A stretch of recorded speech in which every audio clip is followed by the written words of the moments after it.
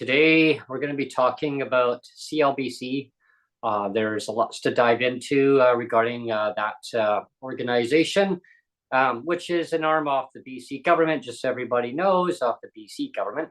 And we're also going to be talking about the fallout of the BC budget 2025, people left in legislative poverty under the BC government's discretion.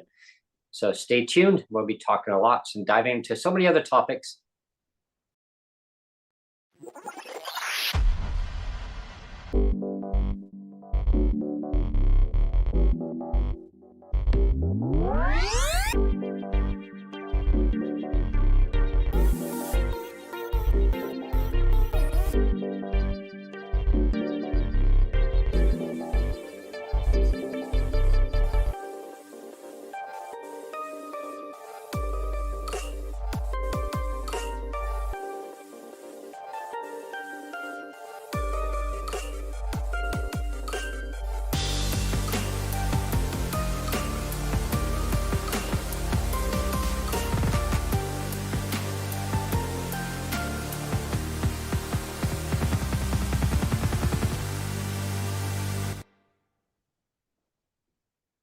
Hello, everyone, and thanks for tuning into PWD Allies podcast. My name is Brent Frayne. I'm the host.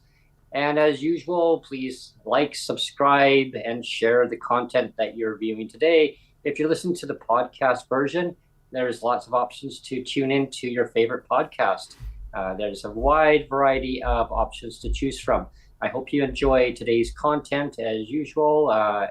There's lots to dive into, and I have my lovely guest today, Tamara Taggart, joining me. We're going to be jumping into a lot of different topics. So grab your beverage and your popcorn or chips or whatever you have, and tune in because today's going to be a great show. Hello, Tamara. How are you? I'm great. How are you doing, Brent? Oh, wonderful. Good. I got my hair all tamed down today. Looking good. Yeah, it's all buckled down, and I'm all buckled in for the great show today. And we're gonna talk about this. First off, we'll talk about CLBC. So I'll hand it over to you, Tamara. What's going on in CLBC? Oh, well, that's a big question. It's a good question too. I mean, I don't really know what's going on. It's a Crown Corporation, Community Living BC. It's they have a budget of about $1.7 billion. And they are responsible for adults in British Columbia with intellectual and developmental disabilities, also including autism and FASD. And to qualify for their services or their support, you need to meet their criteria, with really their criteria being an IQ of 70 or less. So it's a large population. They say they serve about 29,000 people. We know, I've been involved in the, advocating for justice for Florence Girard. Yeah. Florence died in October of 2018. She was a woman with Down syndrome. She had been living in government care since she was about 8 years old.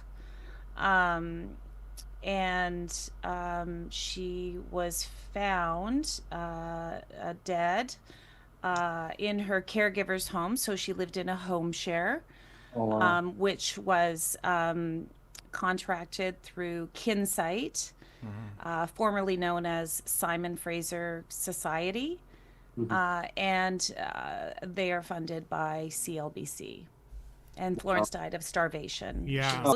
Those charges against Kinsight were But stayed. wasn't it not initially wasn't it initially that the care aid wasn't charged, or have I got that wrong? She was charged. So it was a long investigation. Okay. I believe the investigation was about 15 months, maybe 17 months, somewhere in there. It was a very long investigation by Coquitlam RCMP.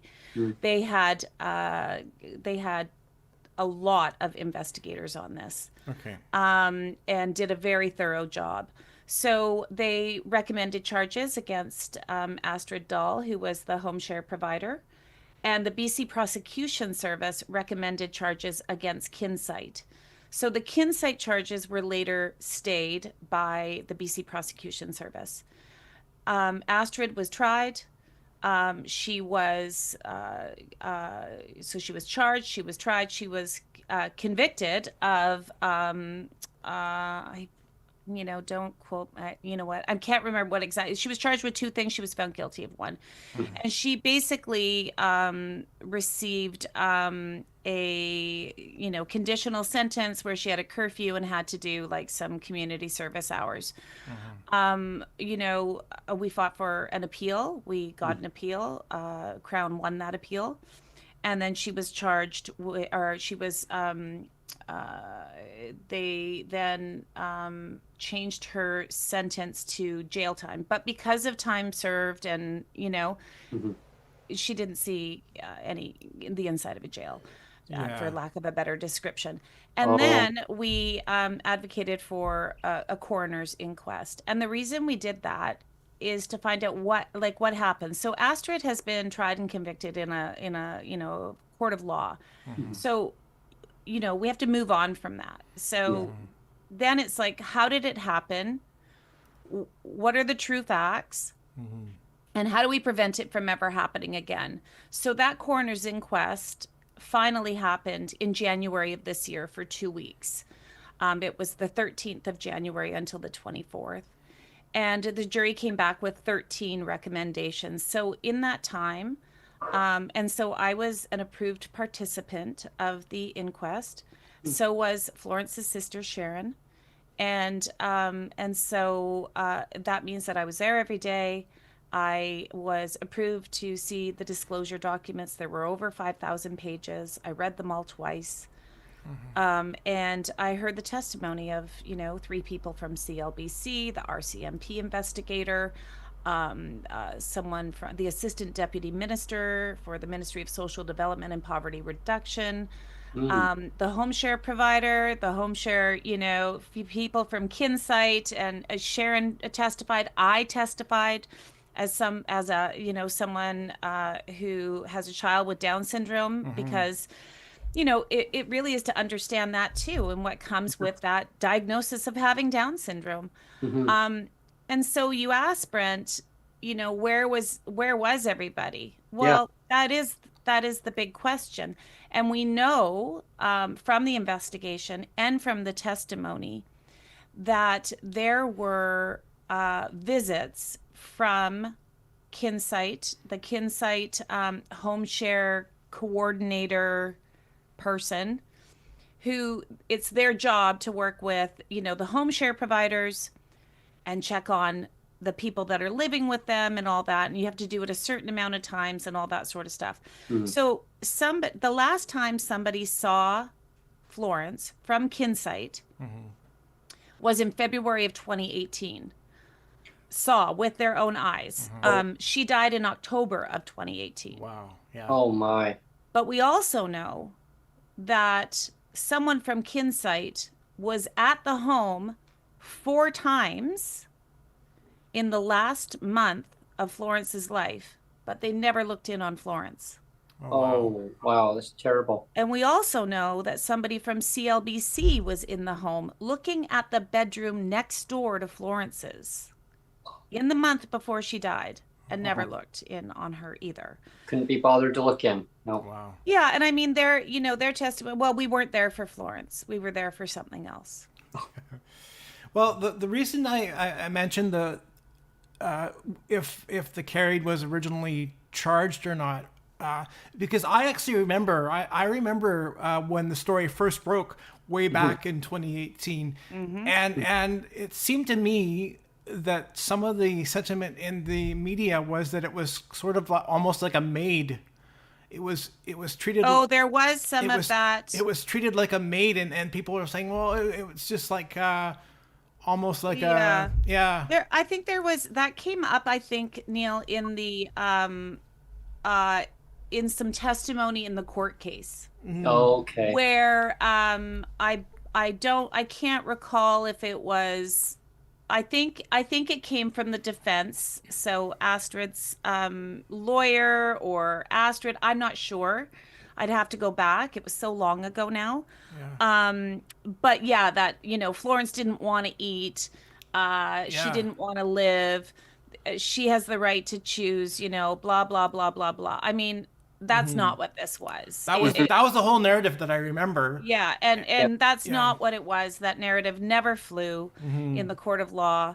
And it's just, it's just not, once again, I'll go back to, if you receive services or support Mhm. from CLBC, you have an intellectual or a developmental disability, and you have an IQ of 70 or less. Now, can you decide whether you want to live? Do you understand what MAiD is? Do you understand those? I mean, I put that out there to the universe. I mean, I think I know the answer. So that defense, if you will, or that idea is just not true, because we know from the coroner's inquest that Florence was in a bedroom, a tiny bedroom with a baby gate up at the door. She couldn't get out and couldn't get in. She had osteoarthritis, severe osteoarthritis in her hip. She was sleeping on a mattress on the floor. She had a little window in her bedroom, and there was a dresser pushed up against the window because apparently she liked to tap on the window and yell hello to people that were walking by. And she was up a big flight of stairs and had serious mobility issues because of her osteoarthritis. So to suggest that she didn't want to eat or she didn't want to live is quite a horrific idea, because she couldn't leave her room. Well, also Her meals were brought to her. yeah. Also, the idea that she starved to death is horrific too. The last 2 years of her life were horrendous. You don't starve to death overnight. You don't starve to death in a week. Yeah. And I will say that the forensic pathologist who did the autopsy, his testimony was really awful to listen to. And because you're listening to a scientist talk about, a person, but really it's, you know what I mean? Like, he's talking scientifically and describing, sitting beside Sharon, and it was just terrible for her, right? To hear, this doctor describe what her sister was like at 50 pounds. And at one point, Florence, was told by doctors she needed to lose weight because she was way too heavy. She was overweight because she couldn't stop eating when she was in a group home. And she would sneak out of her room in the middle of the night and go eat an entire tub of margarine. So, I mean, this is, nobody was watching her, right? So it was suggested it would help her hip if she lost some weight. So she went from being, very, very overweight to starving to death. And so I'll just say this. The forensic pathologist said that in his career so far, he has done about 3,500 autopsies. And this is the first time he has ever written starvation as a cause of death. Wow. Oh, Because starvation doesn't happen in Canada. You don't die of starvation in Canada. it's not supposed to. No. Yeah. And so it just doesn't happen. And so that gives you, a little bit of an idea of just how, it's unimaginable. Well, one of the things I wanted to go back to is that you were last on the podcast in September of last year, And what I'll do actually at the end of this episode, actually it'll be in about 24 hours, it'll happen. But I can post your first episode at the end of at the end of the video. I'll post a link to your first episode, and you talked about your son, and you talked about him doing laundry and stacking the juice boxes, and that really stuck with me big time, and I wanted to tie that in with Pink Shirt Day. I always kind of thought that the Pink Shirt Day, I mean, it's a great idea, but it always, as a person with a disability, it always strikes me as very disingenuous. And I don't know if you want to speak on. I don't know if it's just about me, if it's just my opinion of it, or if you have. I don't think it's just your opinion, or if you have the kind of the same feelings towards it, that it's kind of disingenuous because it seems that everybody talks about Pink Shirt Day and no bowling and stuff, but the government policies are like, it's like almost like if you have a disability, it's fair game. It's I have one comment on that one. My favorite line is, "Bowling disabled stops now." Yeah, and again, I don't know if that's just my opinion of everything, and I'm not saying it's not a great thing. Absolutely. I think what you're trying to say, Neil, if I'm reading you right here, is that Pink Shirt Day is important, right? It's for kids to remember that we accept everybody, because this is where we learn to be accepting and understanding and recognize that we're all different.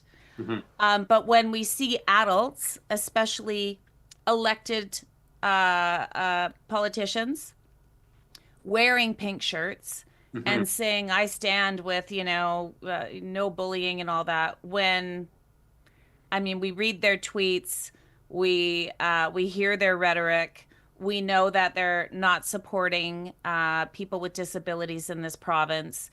We know that disabled students are not receiving an equitable education. It's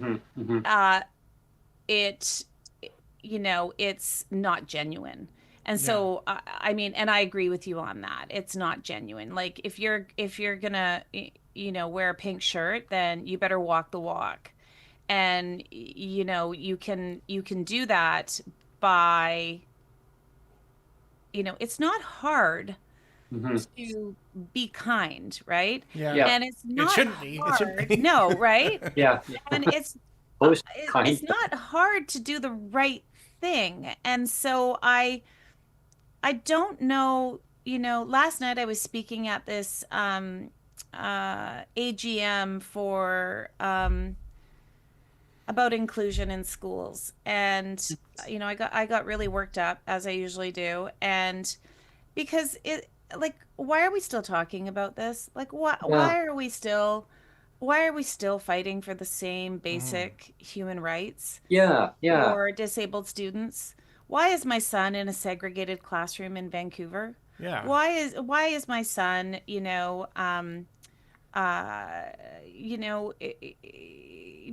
being tested for his IQ so that he can get CLBC funding when he turns 19? He's 17, and we just completed all this paperwork and this psych ed test that he had to do to see what his IQ is.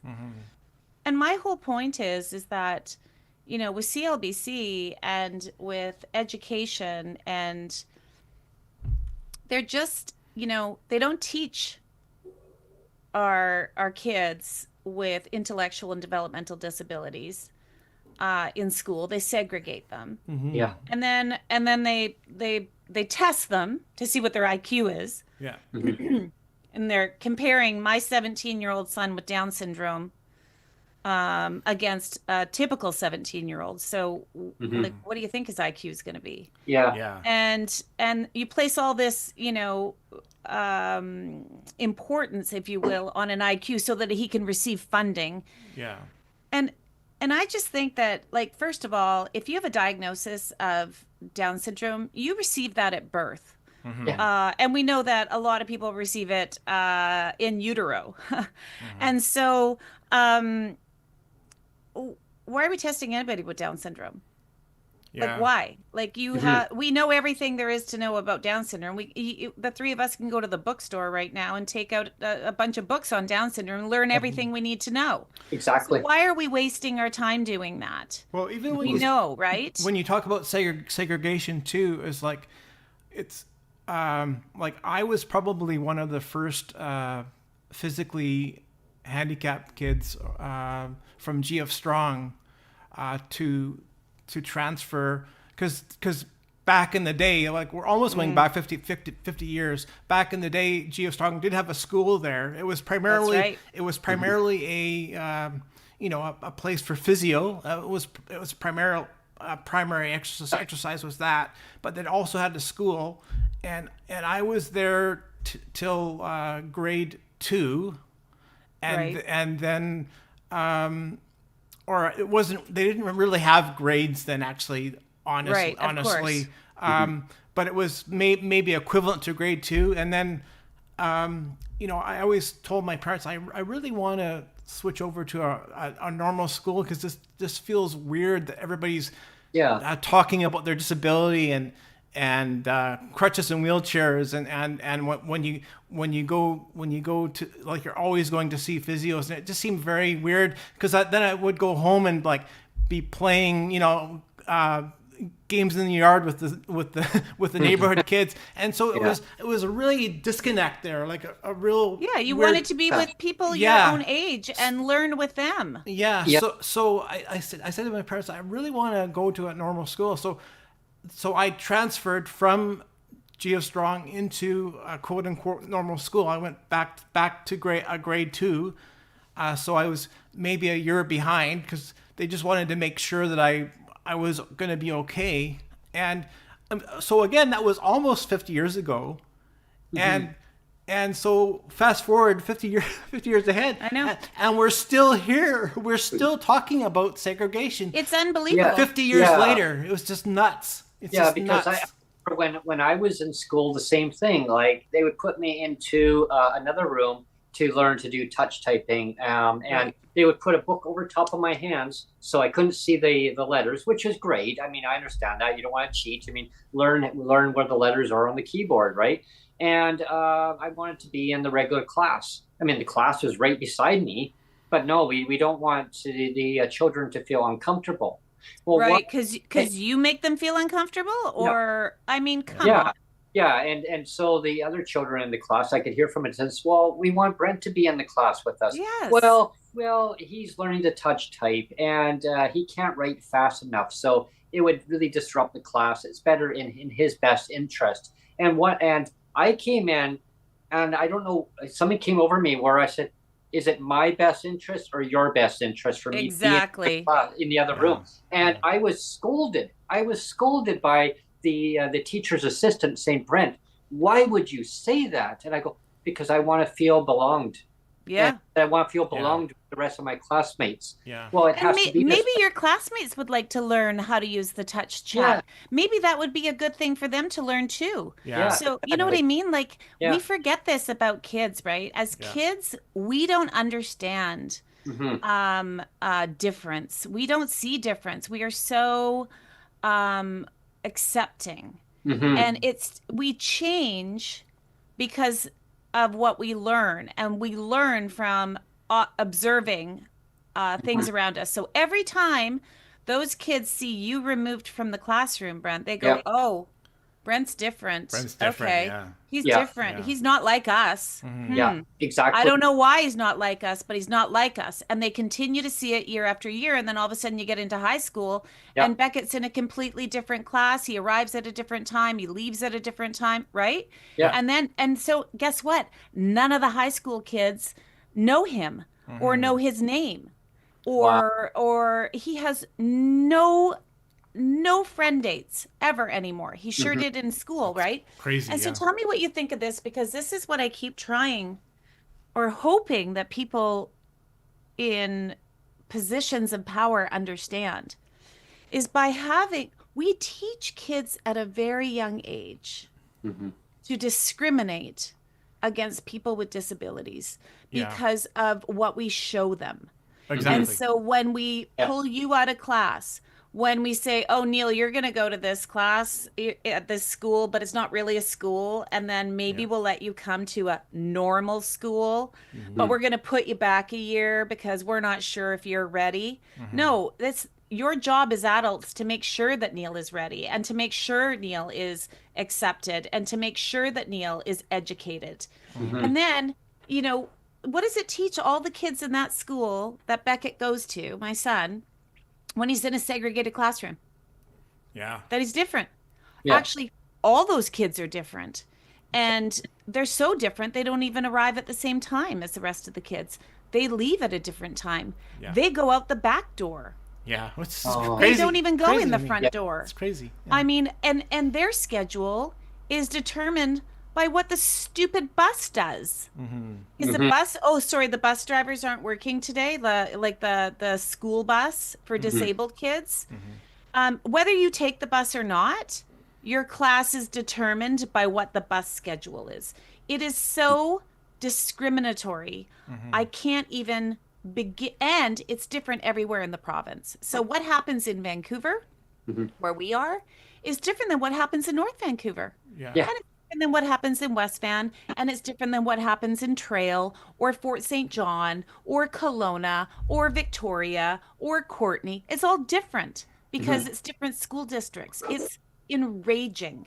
It's all patchwork, You guys are getting me mad now. Now you're getting me mad. Well, the thing I was gonna say too, though, is you just talked about discrimination, and I always make the point on the podcast. It's like we're not allowed to call it discrimination. It's like don't say that, Neil. It's not discrimination. I mean, I do it all the time. Everybody, it is discrimination. Well, it is. But you have governments and you have even our human rights tribunals and it's discrimination. They're all saying, well, that's not discrimination, Neil. Like, well, how do they know? Yeah. Well, are they discriminated against because of a disability? Exactly. No, there was one thing that it infuriates me that they do that all the time. Yeah. There was one thing that I did manage to change the concept of how a teacher was to kind of view large print for classmates. So I remember back in high school, of course, they would put you into your own little home room, but I had my own home room, not just our regular home room,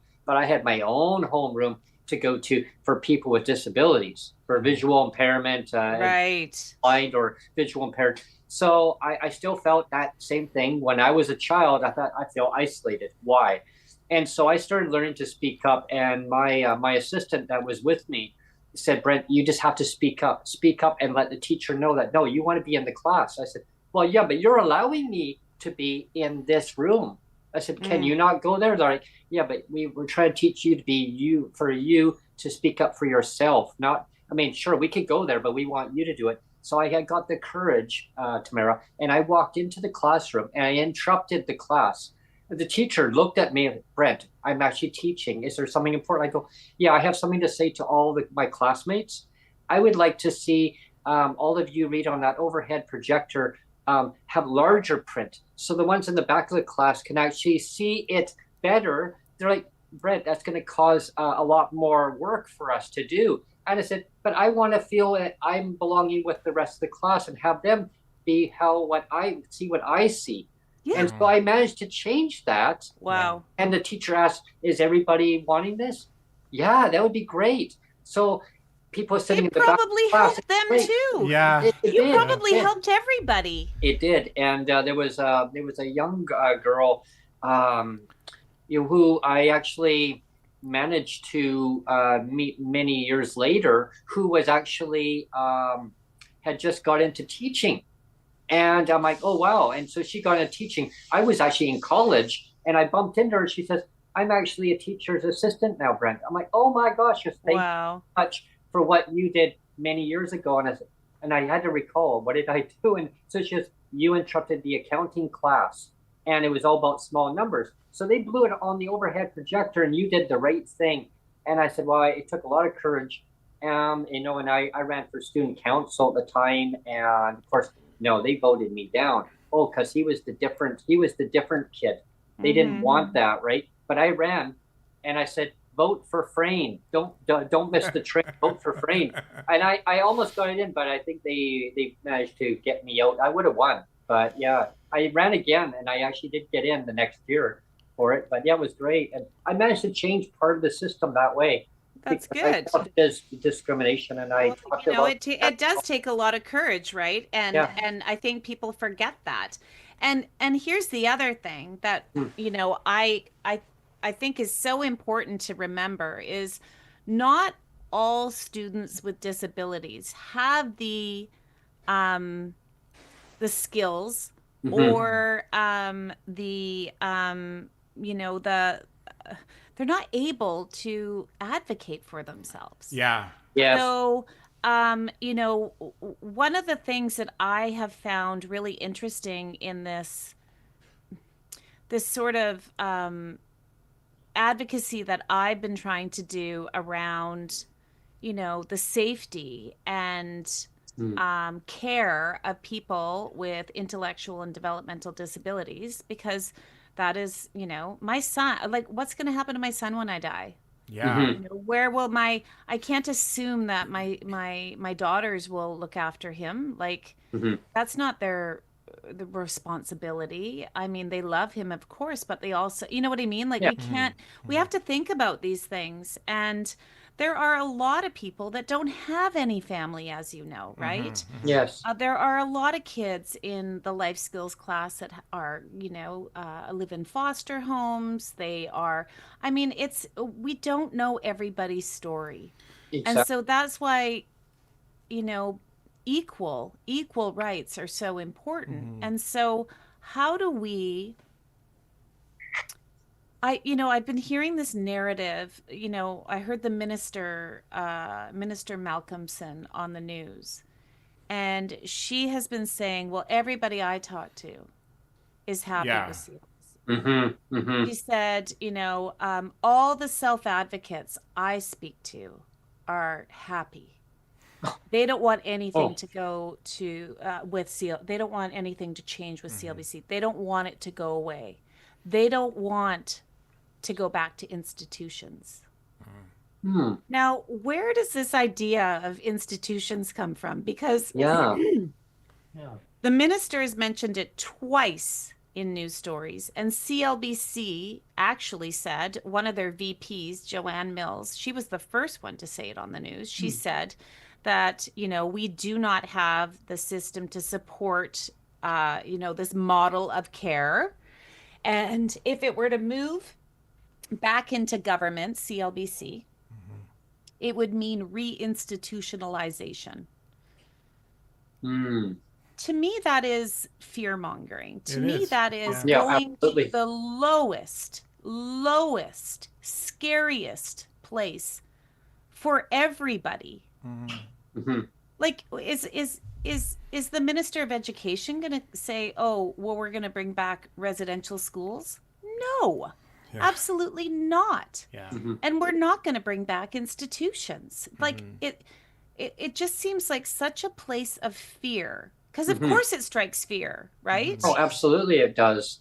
And the other part where you mentioned about self-advocating, one thing that I'm hearing just in my community, and I'll see, on social media, there's a lot of people who want their voices to be heard, but they're scared about coming forward too, because they're worried that the system, it's a systemic issue, that they're worried that they'll be punished, that if they speak out, that the government's going to say, oh, but now they're going to hold back their income because they're standing up for themselves and saying how they feel. And I always say, you need to just say how you feel. And I was taught that since I was a child, going through high school, going through college, my instructors would always, we would do role playing, and we did a lot of role playing. And I was scary because there was a friend of mine who was, I knew at the time in class, and he would be the big bully.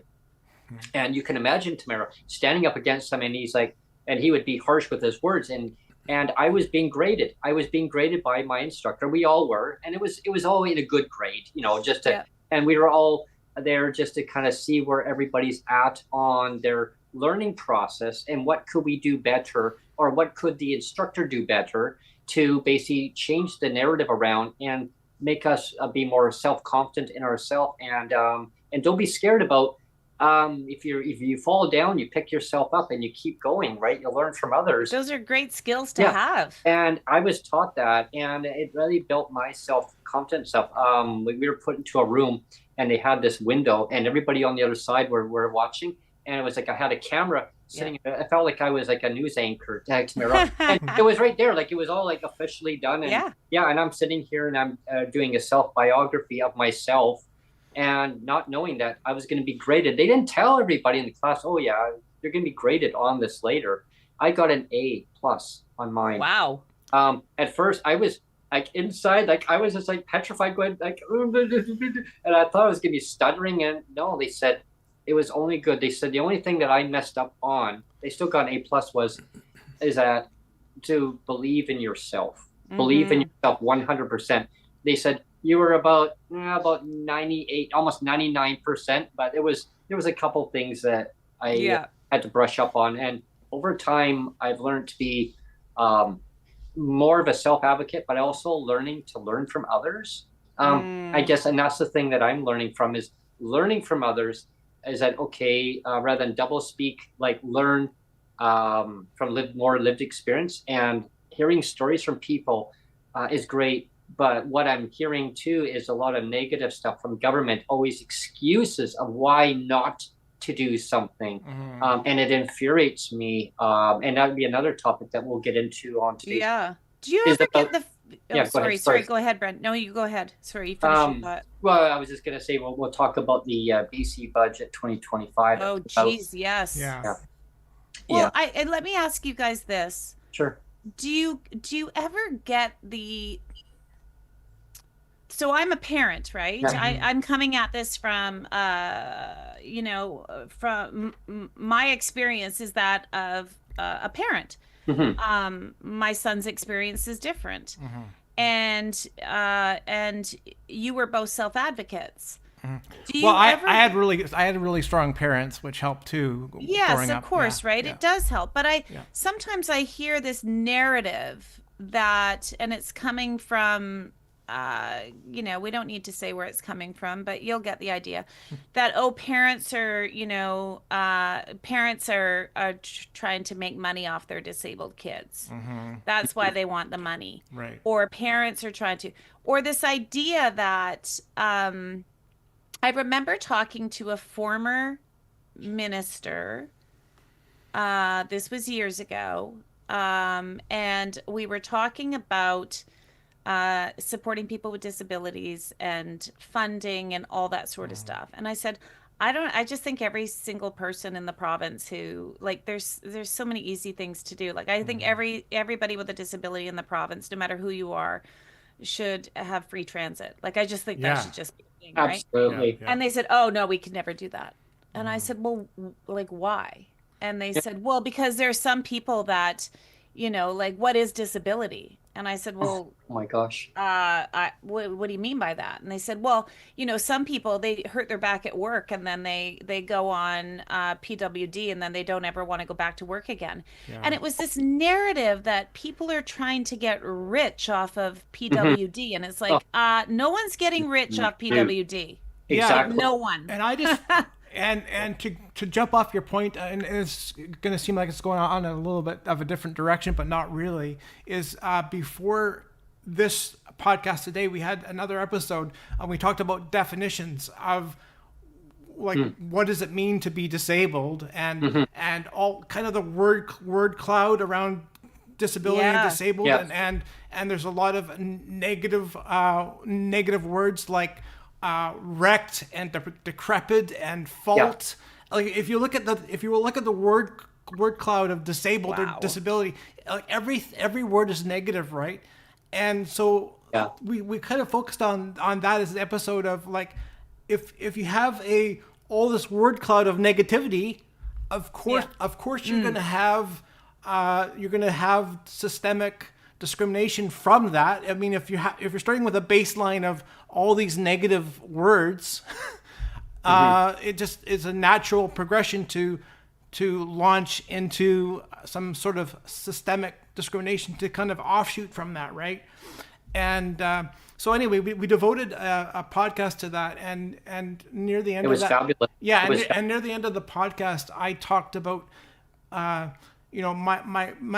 only really serious experience with discrimination. Like I've been pretty lucky, I would say. Again, I'm going to be 57 soon.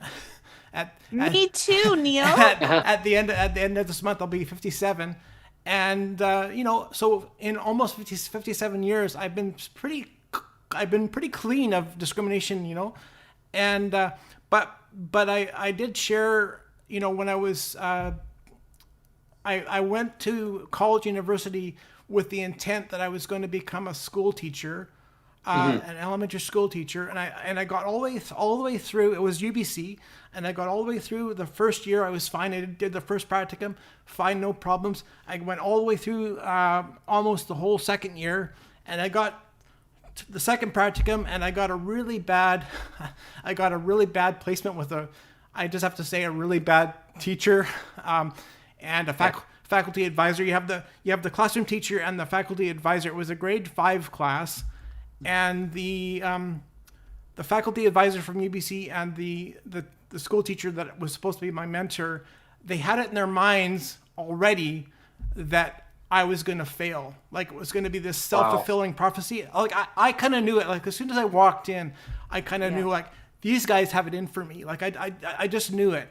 And, and like, I'll give you a couple of examples that I shared again on the previous podcast, but there was a couple things like, for example, the teacher said, and even the faculty advisor from UBC said the same thing. They were both in cahoots with one another. They said, you know what, Neil, you really have to work on better posture. They said posture. They said, because I used to have crutches, right? I used to have crutches, and with my cerebral palsy, I have bent legs, and they both said, your bent legs are making the kids uncomfortable. They actually oh my gosh. Yeah, they actually said that to my face. They said, your disability is scaring the children. Yeah, that's what they were saying. That's what they said. Oh my gosh. Yeah, they said your bent legs are making the kids uncomfortable, and disgusting. Yeah, and I said, and I, of course, as a student teacher, I didn't have a lot of power, right? Because I knew if I spoke up too much, I'd be shown the door. Mm-hmm. And I tried to go to the dean about it, and they didn't help me, the dean of education. You're probably thinking a lot that you wanted to say, though. Yeah, I basically wanted to say that I think you're the one that's uncomfortable. I don't think the kids are uncomfortable. I think you're uncomfortable with my bent legs, right? But they would say that, and then they would say things like. Oh my God. Like I also have messy writing, like because of my disability, like my cerebral palsy, I have messy writing. And so I knew already that because of that, I would just wanted to call up a student that had better writing to write on the blackboard for me. And they both said, you can't do that, Neil. You can't do that. If you can't write on the blackboard, you shouldn't be a teacher. And so that is the prerequisite? That's it? Yeah, so it was like every day they were telling me every day everything that I couldn't do was a strike against me, right? That's so awful. And like I said, it was my first real exposure to honest to goodness discrimination. Yes.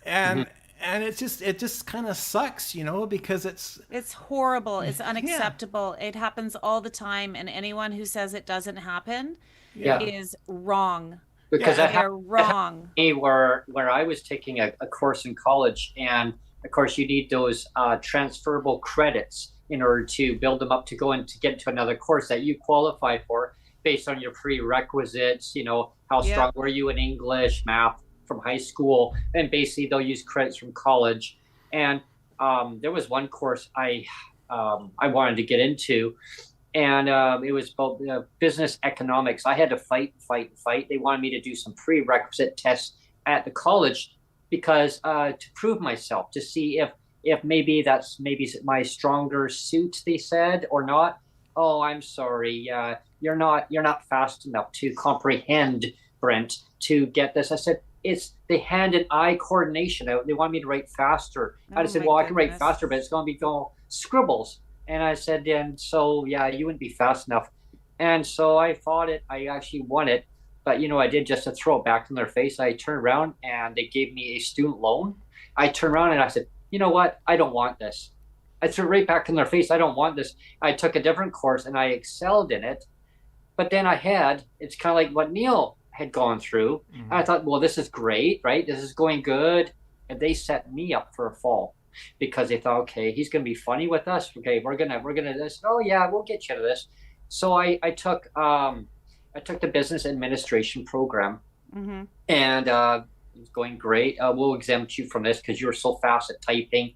But they knew that I wasn't fast at. I had to, it was kind of like building up a story. You have your kind of your entry into it, and then you got your main theme of it, and then your kind of your ending part. Well, I was having trouble to the main theme part. I got the beginning part and then the ending, but I was having trouble of problem solving the main part. And they said, you're not fast enough, Brent. You're not fast enough. And so unfortunately, yeah, like the kids, the adults here, sorry, not kids, the adults here, they're gonna start kind of wondering, well, like maybe you're not fast enough, maybe you don't fit in with them as your peers. I went through this shit. I spoke up and said I went through this shit when I was in elementary school. I'm supposed to be in college. I mean, aren't we supposed to be treating everybody equally? Yeah. Well, no, because we teach kids. Yeah. Like I said earlier, right? Yeah. From a young age. And that someone's different. Yeah. That means they're not the same as you. That means that they go somewhere else. They don't belong. I literally walked out of the class. I actually got up and I walked out, and I said, yeah, I stepped back from it. Sadly, I had a student loan. I had to pay it back, but they didn't give me back the whole amount. Well, you were already too far into the program. They made an exception. Right. But don't you think it's interesting how we're taught to judge somebody? Yeah. Immediately, right? Yeah. We judge you by how you look. So I see, Neil, that, you're using crutches. So therefore you're judged that you're not very smart. You can't be a teacher. Your handwriting's messy. The kids are scared of you. Next. Well, also, it's terrible. Yeah, but I mean, again, it goes back to the language a little bit of how things are defined, because even cerebral palsy, if you translate cerebral palsy, it means brain numb. Brain numb, right? Really? Yeah. So isn't that interesting? So, but what I was going to say to end my story or give it a mic drop moment a little bit is, like, my first wife, she actually had a disability as well. She was in a motorized wheelchair her whole life, more or less. She had arthrogryposis, which means your joints are fused. So she needed 27 carrieds basically her whole life, and but she was extremely able, considering the profoundness of her disability, right? And that's why I just fell in love with her and we married. And but what I was going to say is, she also was a teacher. She became a teacher, and because she was younger. She was about 7 years younger than I was. And so when we hooked up, she told me her story. We compared notes. We hooked up when I was like 32 or 33. And we compared notes on our teaching experience, my failed one and her successful one. And so it turned out that she went into teaching about maybe 4 or 5 years after I did. Okay. And she went to SFU. And again, so this is somebody in a wheelchair, like no posture to speak of, right? And she also couldn't write on the blackboard. But see, for her, it wasn't a big deal. The teachers that helped her get her teaching, it was like not a big deal. If you can teach, you can teach, right? So so she got through. She got through, like, again, it was about 4 years after me, like my attempt. She got through, like I said, no posture to speak of, and not able to write on the blackboard, and she got through fine because she had the support of two teachers that didn't have that kind of stigma of saying, you can't do it, Neil, because you Yeah. have a disability, right? Yeah, stigma, discrimination. Yeah, Yeah. absolutely. Well, yeah, Absolutely. and it's like when I continued, I was so proud of myself when I had got through that course after having to fight and fight and fight, and I had to prove myself, which I shouldn't have had to do. But when I went to traffic, customs, and transportation, um, everybody accepted me for who I was. I had an awesome instructor because just accepted me for my disability. They knew that okay, he's going to be having maybe a little bit more of a not a barrier. I don't like the word barriers too much, but I'll use the word barrier in it where they said, we'll work with you, Brent. We'll work with that situation where your hand and eye coordination are not fast enough. So Yeah. they knew that I was excelling in typing. And they said, so that's a prerequisite for you. Use that to your advantage. And so I was way ahead of the class, but I had to do a lot of travel time between VCC in Vancouver all the way Right. back and forth commuting. But thanks, I mean, Neil knows about this is, thanks for, VRS because they paid for my transportation. So I would take a main chartered bus when they had the charter bus. It's not just transit. It was a lot faster. So I would sit on there and I would be reading while I'm on the bus, and I'd have a little like a night light on there, and it would be neat where I could actually read it and blow up the print and kind of read it while I was going, and it would save me a lot of time. But I learned a lot about the especially what we're going through now with the trade stuff. So I learned a lot back then, and the intermodal stuff and transferable skills, right? And it helped me excel in a lot of areas about self-advocating and teaching people about even in my community of buy this, maybe not buy that because it's gonna be better. But yeah, I mean, I guess getting into the topic of we're going to branch into the BC budget because looking at priorities versus non-priorities. I mean, taking care of your citizens in your own province from the Ministry of Social Development and Poverty Reduction. It was a bombshell disappointment, a huge gut punch in the BC budget 2025.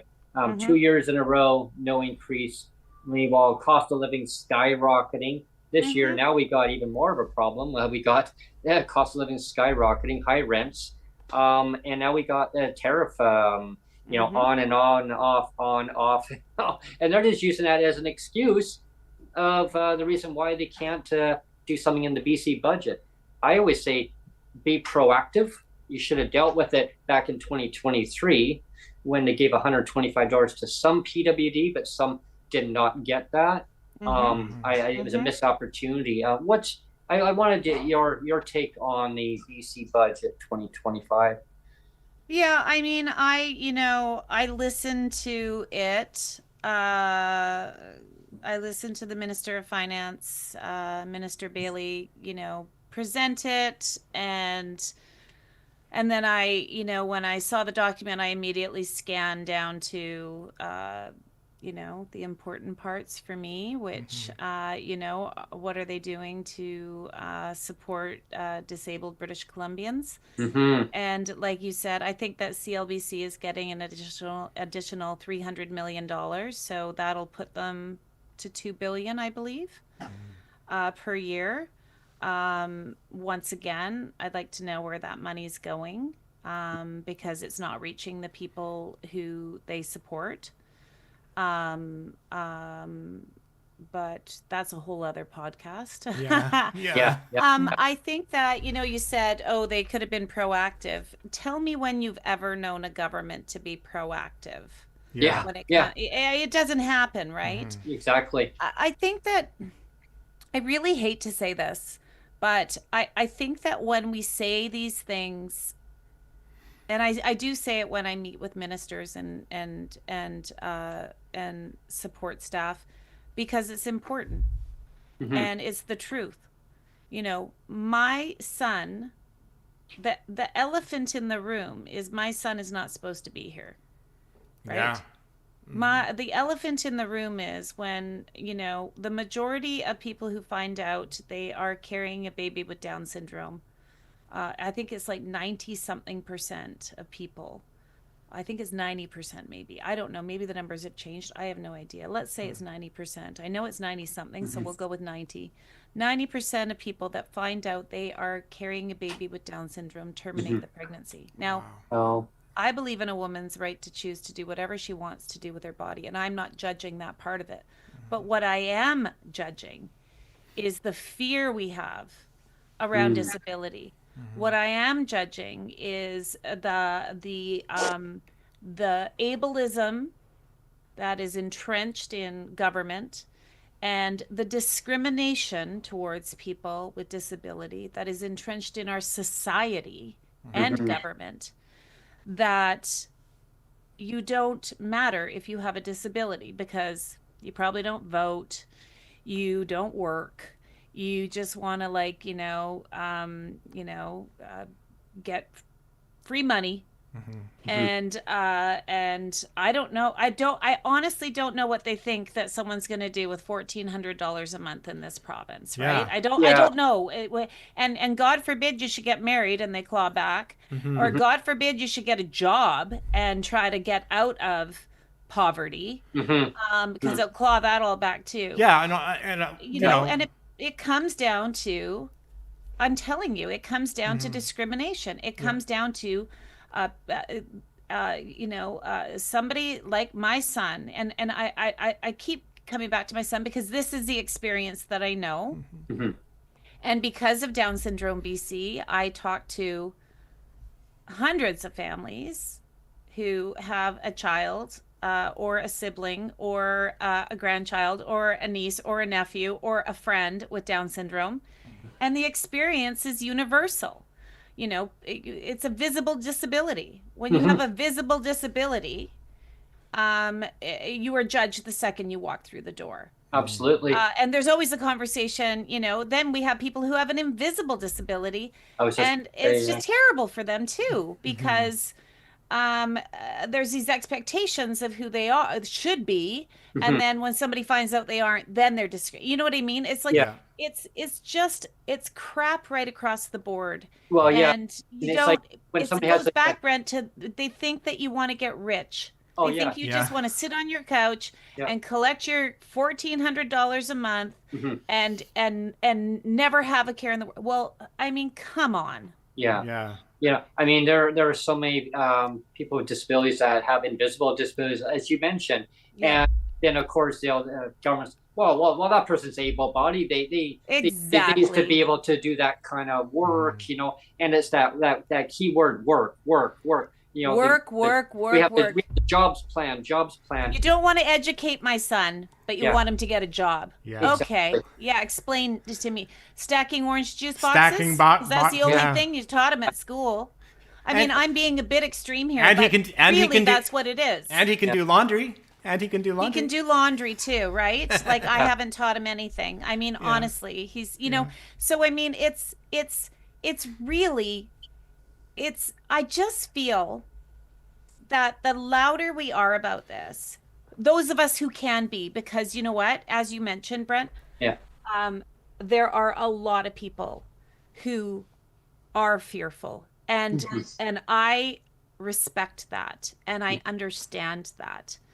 And I can tell you from the dozens of people that I have spoken to about who are a home share provider, or if they complain to CLBC, like, I need this for my person, right?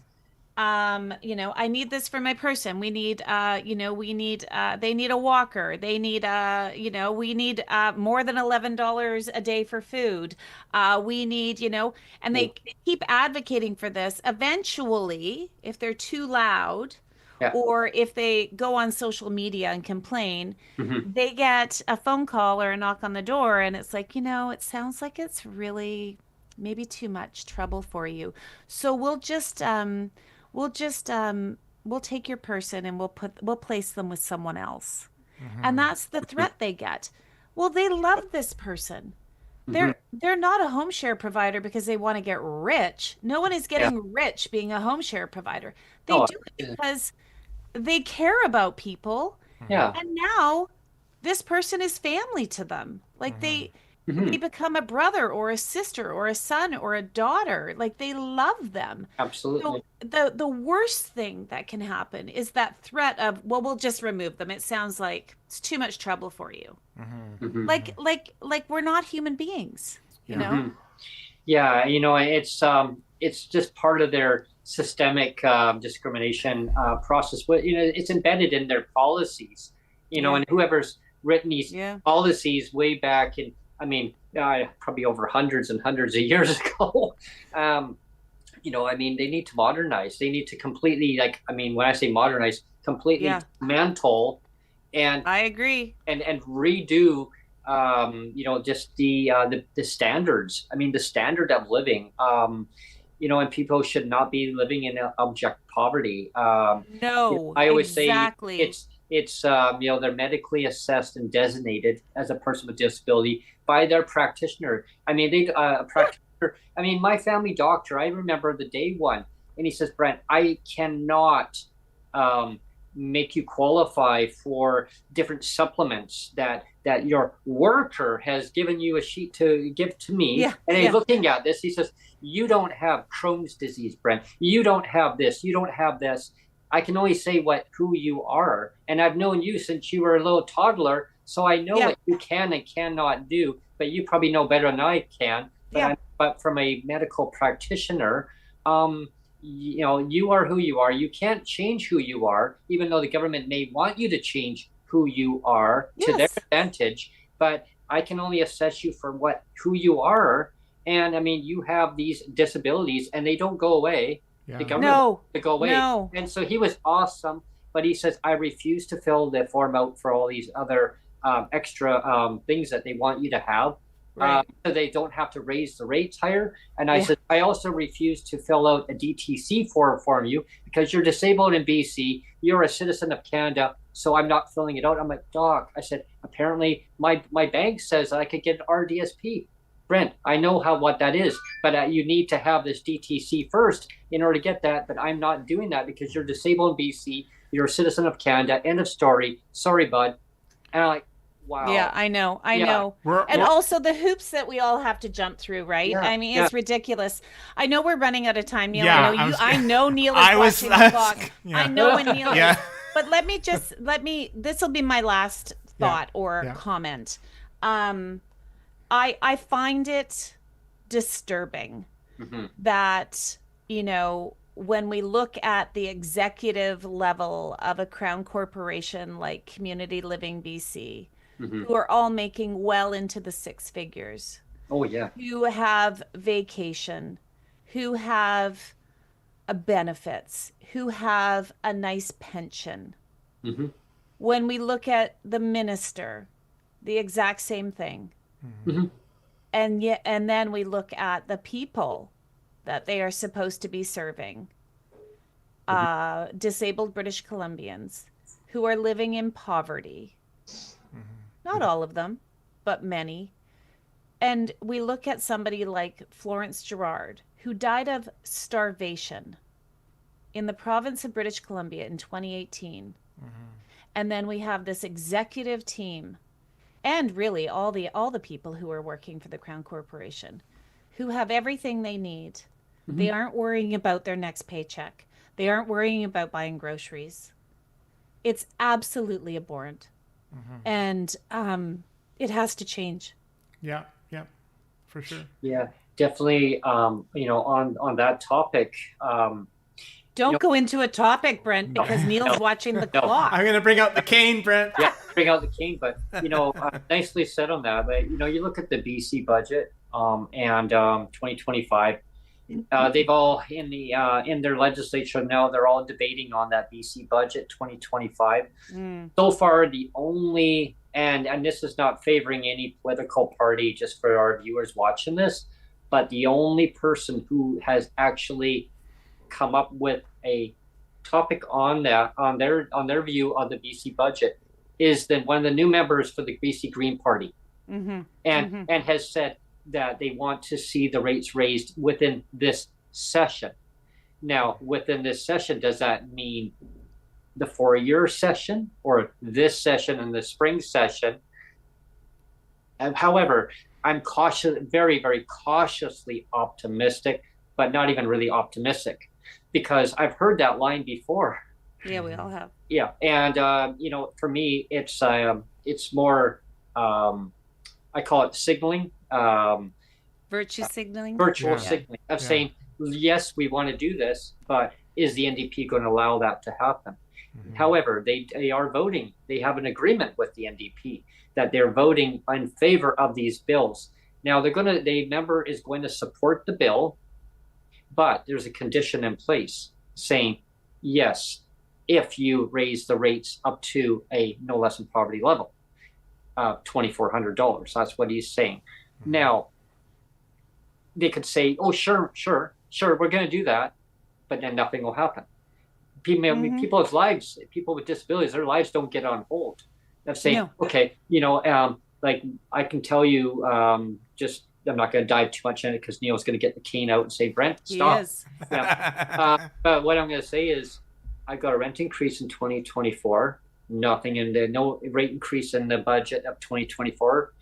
Now we got nothing increase again in 2025. I got a rent increase again, and my corporate manager. They are such lovely people. I mean, some people say, well, no, corporate landlords, I mean, they're terrible. No, like they're very genuine. And they question it all the time is, why didn't the government give you an increase? At least the most minimum tied to inflation. That is a good question. That was last year. This year, I haven't asked the question yet to my manager. I'm scared, actually, because the manager is going to say, well, why? Do they not care about people with disabilities? The answer is no. No, they don't. Because if they did, they would have actually increased the rates. I know a lot of advocacy groups, Tamara, they've been calling for it and they're very disappointed. I mean, and sure, they can be disappointed, yeah. But how about live the experience? Live in the now and say, well, what do I need to cut back on? More food? Cut back on more food? What do you cut back on? I mean, there's not much more to cut back on. So anyway, that's my rant on the BC. We had a few rants today. Yeah, good. Yeah, there's always lots of rants. This is like therapy, isn't it? It's like we had our good therapy session. I appreciate it. There you go. Like always, and it's always a great pleasure having you join us, Tamara. And look forward to our next rant session. I do too. I really appreciate both of you asking me. So thank you so much. It's always a pleasure. Always a pleasure having you on. Like always, we'll look forward to the next rant of where we'll leave off from this point and see what happens in that BC budget going forward. We'll kind of continue on where we left off from today. You bet. Thanks everyone for tuning in today. I hope you enjoyed today's podcast.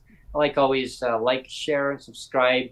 If you really love the content, there's that little like symbol. Neil will explain. I'll just pass the mic over to him, and he'll explain how that works. Yeah, you can buy us a coffee by in the live chat right now. There's a little dollar bill. You can click that, and after the video goes live, there also will be a dollar bill at the bottom of the video. That's just a buy us a coffee thing, so you can contribute to the channel, or you can become a member and contribute monthly too. That's it. Yeah, our viewership has really grown. It's a very popular podcast. So if you love the content, just keep on watching. And I hope you tune into some Breaking with Brent segments. There's a lot of different segments to go through. So maybe do some binge watching and catch up where you left off. Thanks everyone for tuning in. Thanks for Tamara for coming on, and we'll see you again soon. Yeah, thanks, Tamara. Thanks. Thank you.